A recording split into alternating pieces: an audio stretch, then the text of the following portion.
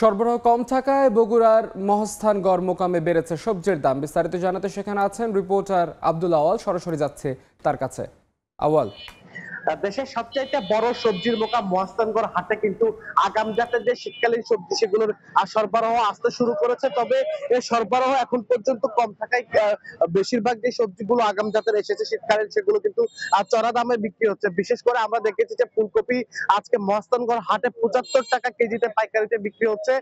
এছাড়াও সিম, সজনা ১৫০ টাকার উপরে কেজিতে বিক্রি হচ্ছে। এর পাশাপাশি কিন্তু অন্যান্য যে শীতকালীন সবজিগুলো রয়েছে, বিশেষ করে যে করলা বা যে অন্যান্য শীতকালীন সবজি হিসেবে টমেটো, গাজর এসেছে, এগুলো কিন্তু কেজিতে ১০০ টাকার উপরে বিক্রি হচ্ছে।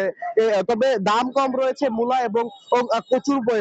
মূলা কিন্তু কেজিতে মাত্র ২০ টাকায় এবং কচুর বই যেটি রয়েছে এটি ১৭ থেকে ১৮ টাকা পর্যন্ত কেজিতে বিক্রি হচ্ছে। এর পাশাপাশি কিন্তু মিষ্টি লাউ, সাচি লাউ সহ যে অন্যান্য সবজিগুলো রয়েছে এগুলোর দাম কিন্তু আসলে ৩০ থেকে ৪০ টাকা বা এর মাঝে আসলে পাইকারিতে রয়েছে। এবং যারা এখানে বিক্রেতা আছেন তারা বলছেন মূলত আসলে এই যে বিভিন্ন সময়ে যে আবহাওয়ার ঘাটতি হয়েছে, অর্থাৎ বৈরী আবহাওয়ার কারণে কিন্তু শীতকালীন যে সবজিগুলো এই সময়টাতে বাজারে অধিক মাত্রায় আসার কথা সেটি সরবরাহ কিন্তু একেবারে কম বললেই চলে। এবং যে আগামী মাসের শুরু থেকে এই যে শীতকালীন সবজিগুলো রয়েছে সেগুলোর সরবরাহ কিন্তু অনেকটাই স্বাভাবিক হয়ে আসবে বলে দাবি করছে। এতে করে কিন্তু বাজারে যে সবজির ঘাটতি রয়েছে এবং যে দামের প্রভাবটা আসলে ঊর্ধ্বমুখী রয়েছে সেই প্রভাবটা কিন্তু ধীরে ধীরে কমতে থাকবে। এবং বাজারে যেই অন্যান্য শীতকালীন সবজিগুলো রয়েছে সেগুলো ওর যেই বাড়তি জোগানের সঙ্গে সঙ্গে কিন্তু দাম নিয়ন্ত্রণে আসতে শুরু করবে। এবং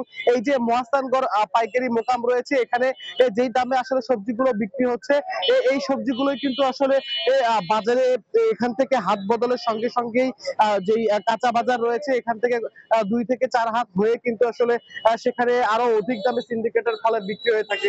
এর ফলে কিন্তু কৃষকরা যে ন্যায্য মূল্য সেই ন্যায্য মূল্য থেকে বঞ্চিত হয়ে থাকে। এবং কৃষি বিপণন বিভাগের যেই কৃষকদের বরাবর একটি অভিযোগ, তাদের সঠিক পরিমাণে তদারকির অভাবে তারা যে সবজিগুলোর চাষাবাদ করে থাকেন অনেক সময় দেখা যায় যে সেই সবজিগুলোর মধ্যে কোনো কোনো আইটেম আসলে অধিক পরিমাণে চাষাবাদের জন্য তারা কিন্তু অনেক সময় বিপাকে পড়ে যান। এবং ইতিমধ্যেই কিন্তু মহাস্থান গড়ের যে বাজার সেটি কিন্তু ভোরের আলো ফোটার সঙ্গে সঙ্গেই জমতে শুরু করেছে। শুধু মহাস্থানগড় বা শিবগঞ্জ উপজেলার নয়, বগুড়ার অন্যান্য উপজেলা এবং আশপাশের জেলার চাষিরাও কিন্তু আসলে এই যে বাজারটি রয়েছে সেই বাজারে তাদের উৎপাদিত যে সবজিগুলো রয়েছে সেই সবজিগুলো নিয়ে আসতে শুরু করেছে। এবং বেলা গড়ার সঙ্গে সঙ্গে কিন্তু এই বাজারটি আরো জমজমাট হয়ে উঠবে। এর পাশাপাশি কিন্তু কাঁচা মরিচের যে ঝাঁজ ছিল এখন থেকে ২ সপ্তাহ আগেও যে ভারত থেকে আমদানির অভাবে সেটির এর প্রভাব কিন্তু কমে গিয়েছে। কাঁচা মরিচ কিন্তু স্বাভাবিক ১১০ থেকে ১৩০ টাকার মধ্যে কেজিতে